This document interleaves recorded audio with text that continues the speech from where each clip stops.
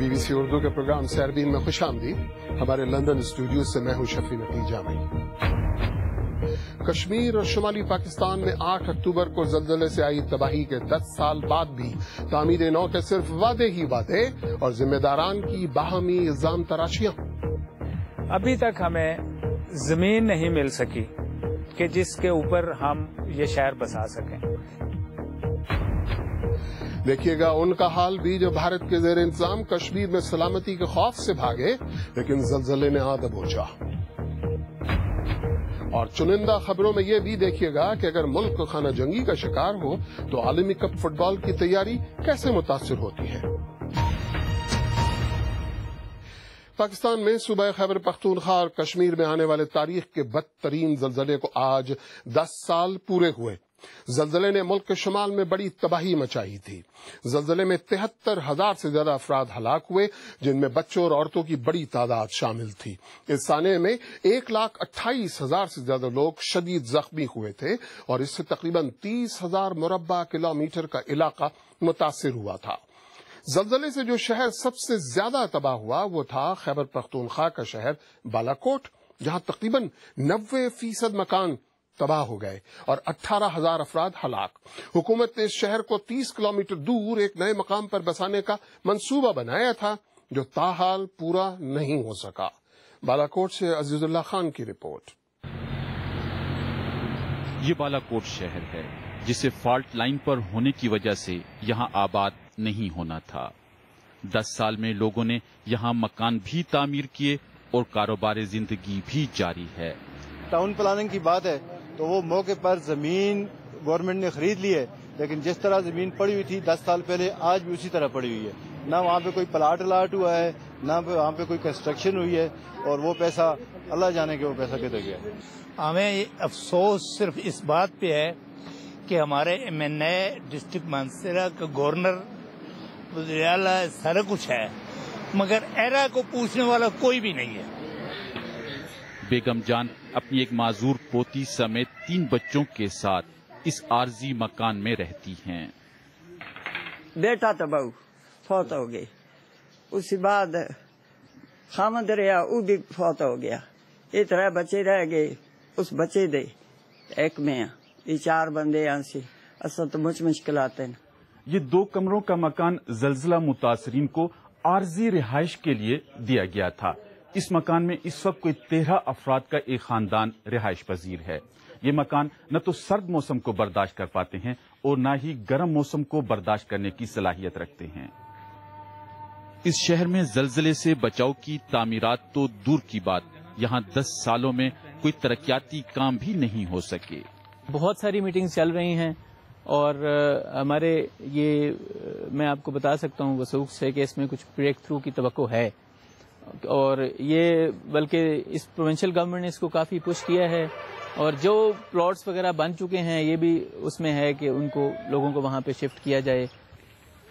حکومتی اداروں کی نااہلی یا کچھ اور وجہ، نئے بالا کوٹ شہر کے منصوبے پر اربوں روپے خرچ کرنے کے بعد بھی کوئی پیش رفت نہیں ہو سکی۔ یہ نیو بالا کوٹ سٹی ہے۔ یہاں پر حکام کے مطابق 3 سیکٹرز میں کچھ ترقیاتی کام کیا گیا اور اس کے بعد اسے روک دیا گیا تھا، جبکہ 2 سیکٹرز میں کام مکمل ہے اور وہاں پر 2 سکولز بھی قائم کر دیے گئے ہیں۔ یہ 8,000 کنال رقبے پر محیط علاقہ ہے اور یہاں پر اولڈ بالا کوٹ سٹی سے لوگوں کو آباد کرنے کا منصوبہ ہے۔ پرانے بالا کوٹ شہر میں زلزلے سے تباہی کے آثار اب بھی نمایاں ہیں۔ نہ پرانا شہر اپنا اور نہ ہی نیا بالا کوٹ بن سکا۔ عزیز اللہ خان، BBC نیوز، بالا کوٹ۔ 2005 کے تباہ کن زلزلے کے متاثرین کی کثیر تعداد اب بھی مکمل بحالی کی منتظر ہے۔ زلزلے سے ہونے والی تباہی کے نتیجے میں 35 لاکھ افراد بے گھر ہوئے۔ سرکاری اعداد و شمار کے مطابق 6 لاکھ گھر جزوی یا مکمل طور پر تباہ ہوئے اور حکومت نے تعمیر نو کے اخراجات کا تخمینہ 5 ارب امریکی ڈالر سے زیادہ کا لگایا تھا۔ تعمیر نو کے مسئلے پر BBC کے نامہ نگار عبداللہ فاروقی نے ایرا کے نائب چیئرمین بریگیڈیئر ابو بکر امین باجوہ سے بات کی اور پہلے یہ جاننا چاہا کہ 10 سال بعد بھی مکمل تعمیر نو تو دور کی بات، سر نیا بالا کوٹ تک کیوں نہ بچ سکا؟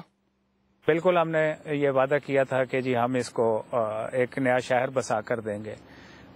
कोई भी चीज आपने बसानी हो उसके लिए 2 रिक्वायरमेंट हैं। आपने अपना घर भी बनाना हो तो उसके लिए 2 रिक्वायरमेंट, पहली ये कि जमीन और दूसरा ये कि पैसा। अभी तक हमें जमीन नहीं मिल सकी कि जिसके ऊपर हम ये शहर बसा सकें। हमें 14% जमीन मिली है और वो जमीन घर बनाने के लिए एरा के पास नहीं है, वो प्रोविंशियल गवर्नमेंट के पास है। वो जब हमें मिलेगी इंशाल्लाह हम अपना वादा पूरा करेंगे। तो इस बीच में कभी कोई बात हुई, कभी ये चीज सामने लाई गई कि ये जमीन नहीं मिल पा रही है, इस वजह से नहीं? इस पे अभी भी काम हो रहा है। ये सेनेट तक ये मामला पिछले महीने भी ये उठा था।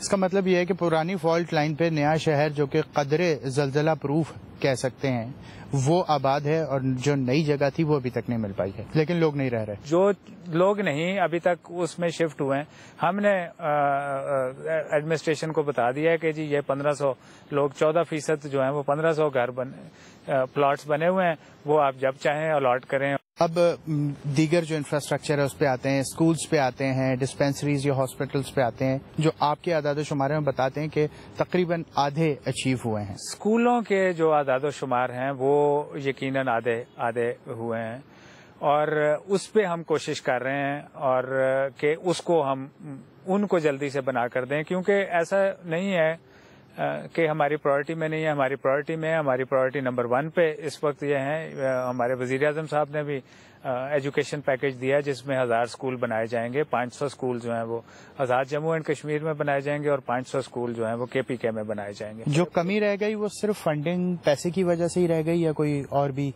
वजूहात? ये तो आप जानते हैं कि कमी पैसे में ही होती है।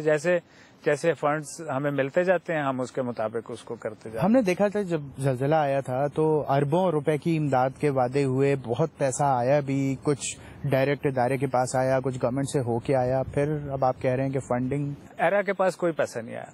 एरा ने किसी फंड को ना डील करता है।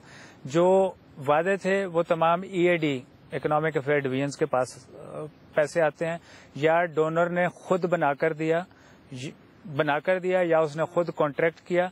हमने एरा उनको फैसिलिटेट कर रहा था, बता रहा था कि जी कहाँ पर बनाना है, और उसके लिए जो गवर्नमेंट की या लीगल रिक्वायरमेंट्स होती थी उनको पूरा करने में वो उनकी मदद करता था। एरा के नायब चेयरमैन ब्रिगेडियर अबू बकर अमीन बाजवा नामानिगार अब्दुल्ला फारूकी से बात कर रहे थे। 8 अक्टूबर के ज़िलज़ले के हलाक शुदगान में बहुत बड़ी तादाद स्कूल के बच्चों की थी। बालाकोट शहर के शाहीन पब्लिक स्कूल के सैकड़ों बच्चे सुबह स्कूल गए तो सही, वापस कभी ना आ सके। सबसे पहले वहां पहुंचने वाले सहाफियों में से एक हमारे नामानिगार शाहजेब जिलानी 10 साल बाद फिर वहीं गए। 19 बरस के एहतशामुल हक यूनिवर्सिटी में पढ़ते हैं। उनकी प्राइमरी तालीम बालाकोट के शाहीन स्कूल में हुई। इस प्राइवेट स्कूल का शुमार शहर के बेहतरीन स्कूलों में होता था। 8 अक्टूबर के ज़लज़ले में स्कूल का नामो निशान मिट गया। इस ज़लज़ले में एहतशाम ने अपना छोटा भाई खोया, टीचर और दोस्त खोए। वो खुशकिस्मत थे कि उन्हें मलबे से जिंदा निकाल लिया गया। वो कहते हैं कि उस दिन की याद उन्हें आज भी सताती है। जब भी ज़लज़ले की याद आती है तो एक अजीब सा फीलिंग महसूस होती है और बहुत ज़्यादा अफसोस होते हैं कि बस एकदम वो सोचने भी जो है ना वो बहुत मुश्किल लगते कि ऐसा कैसे हो गया, अचानक हुआ। तो उस वजह से काफ़ी असर पड़े इस लाइफ पे, सबकी लाइफ पे, जो बालाकोट के थे उन सब की लाइफ पे बहुत बड़ा असर पड़ा है। बहुत सारे बच्चे ऐसे थे जिनको बचाया नहीं जा सका। आप ज़लज़ले वाले टाइम पे जब मैं यहाँ आया था, मैंने बहुत सारे वालिदैन देखे थे जो बेबसी में यहाँ मौजूद थे, और आपके 3 बच्चे वफात पा गए इस साने में। हमारे उस वक्त जज्बात ये थे कि जब कोई बच्चा वहाँ से जिंदा निकलता था तो हर एक वालिद ये चाहता था कि मेरा ही होगा। और वो जब शाम का वक्त हुआ, मैं बेबसी की बात कर रहा हूँ, तो जब वो 27 बच्चे निकल आए तो मैं समझ गया कि अब मेरा बच्चा तो नहीं निकलना। तो बस उसके बाद दूसरे दिन या 7वें दिन तक बच्चे डेड बॉडियाँ जब मिली तो बस सबर करके कि चले, अच्छा है डेड बॉडी मिल के कम से कम हमें सुकून आएगा।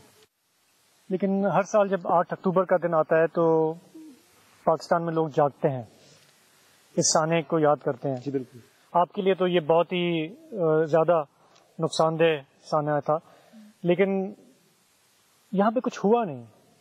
یہاں پہ لوگوں کا جو درد ہے، جو رنج و غم ہے، آپ یہاں آئیں تو آپ محسوس کر سکتے ہیں.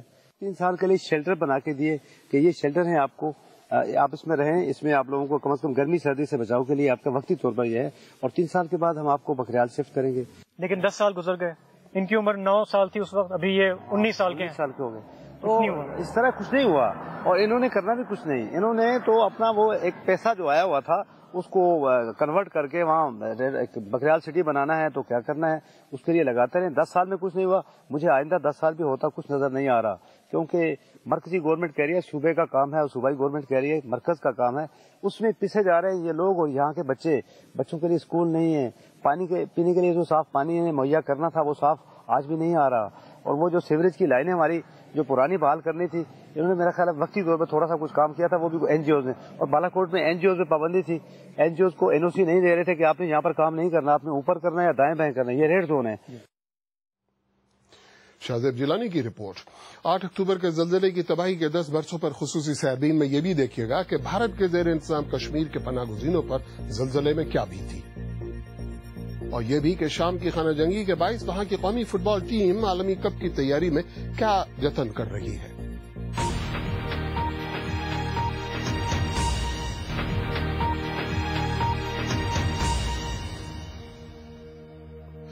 بی بی سی اردو کے پروگرام سیربین میں ایک بار پھر خوش آمدید.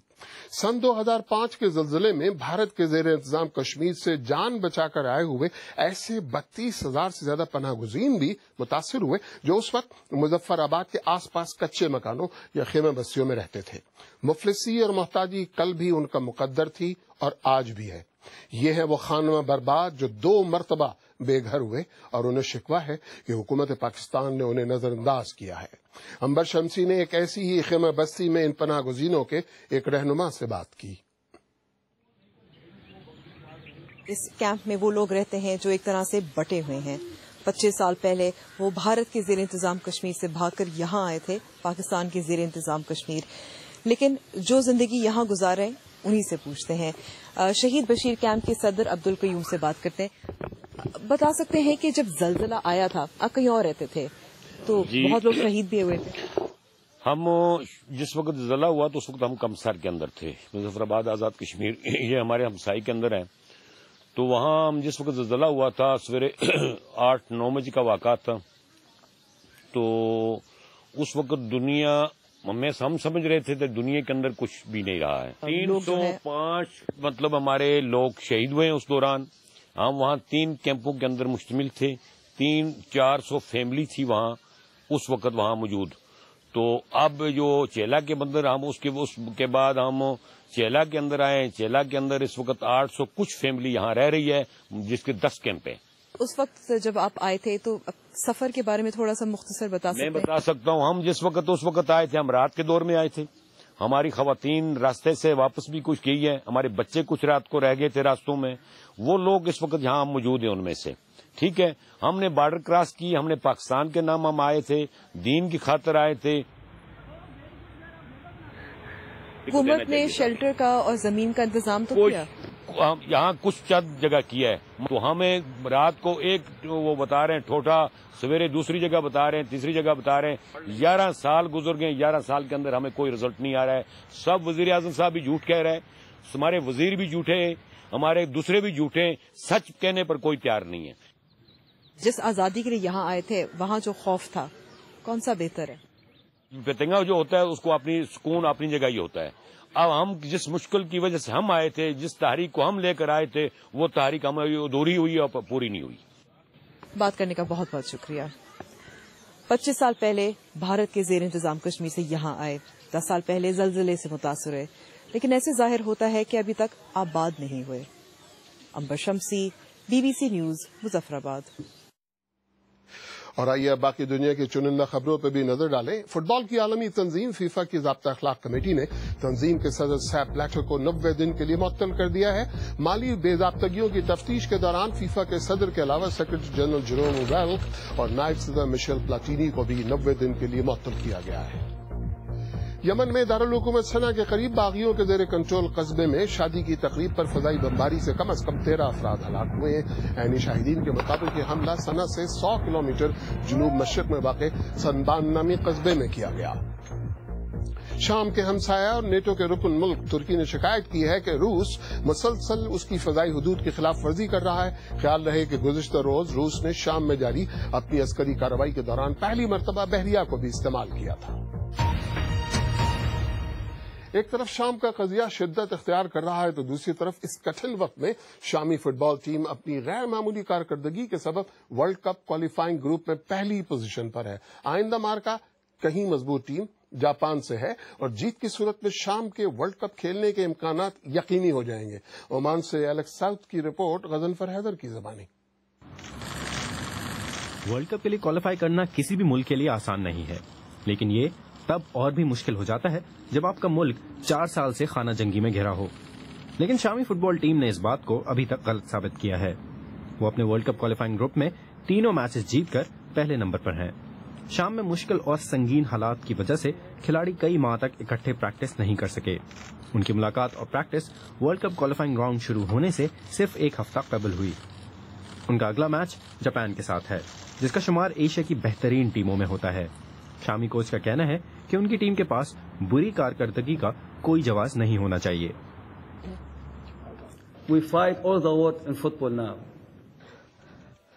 ہم جنگیں لڑتے رہے ہیں اور اب فٹ بال میں لڑیں گے۔ ہماری ہمت اور حوصلے بلند ہیں۔ ہمارے ملک میں جو کچھ ہو رہا ہے اسے دیکھ کر ہمیں کبھی کبھی مایوسی ہوتی ہے، لیکن ہم ہار نہیں مانیں گے۔ شامی عوام اپنی ٹیم کی حمایت کے حوالے سے بٹے ہوئے ہیں۔ شامی فٹ بال فیڈریشن شامی صدر بشار الاسد کے کنٹرول میں ہے، لیکن ان کے مخالفوں میں صرف عوام ہی نہیں بلکہ کھلاڑی بھی شامل ہیں۔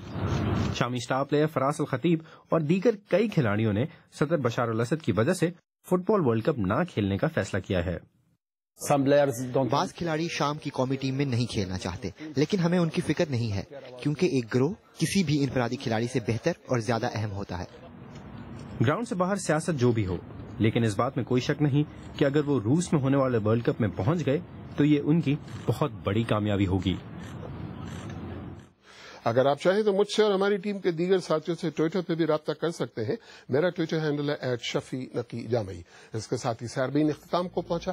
مجھے پوری ٹیم سمیت اجازت دیجیے۔ خدا حافظ۔